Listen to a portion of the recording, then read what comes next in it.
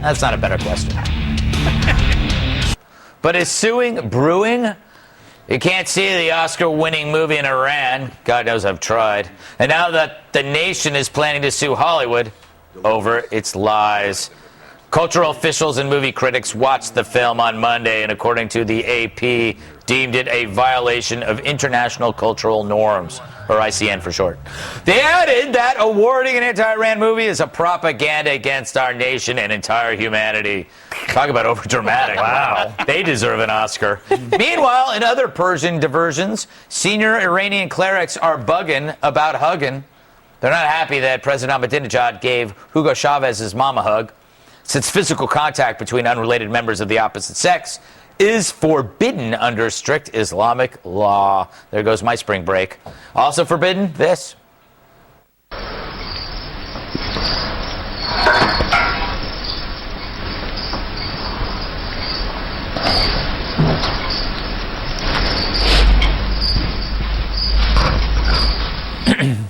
Sounding like a broken record.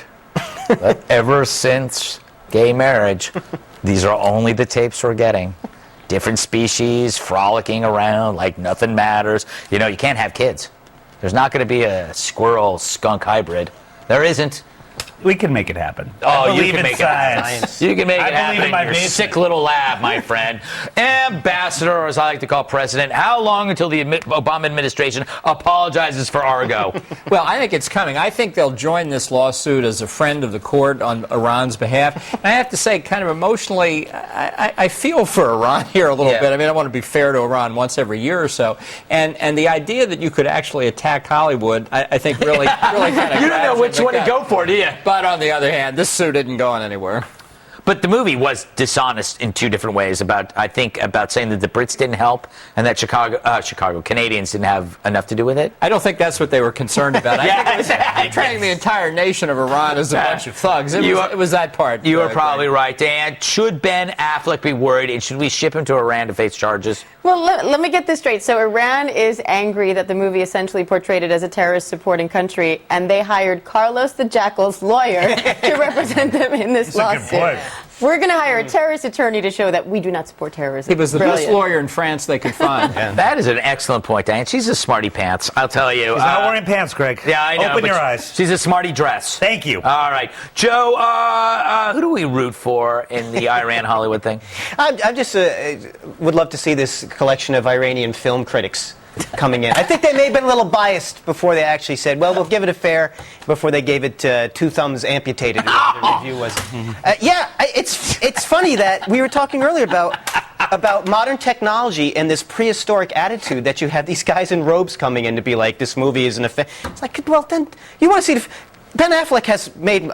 They should protest Daredevil. Yeah. Daredevil sucked. Bill, you were in the Iranian remake of Love Actually, where you played the young boy with a full beard. Actually, it was really odd. Ron again. I did have a full beard, but I played Keira Knightley's role. Oh, yes. Please do your research before you... Just look at my IMDb page. What part of Based on a True Story are they not getting as far as it relates to Hollywood? Like, we don't take that stuff very literally in California. Based on a true story can mean anything. This part's based, this part's not. We made up this for a little better plot. They don't get that. The Hobbit was based on a true story. Exactly. That's part of their Middle-earth believings.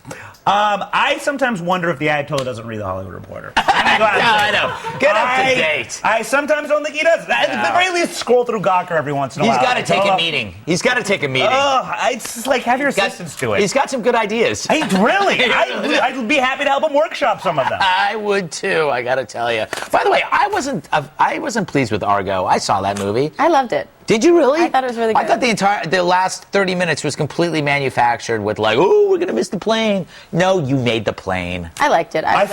But if Iran's so against it, make your own movie.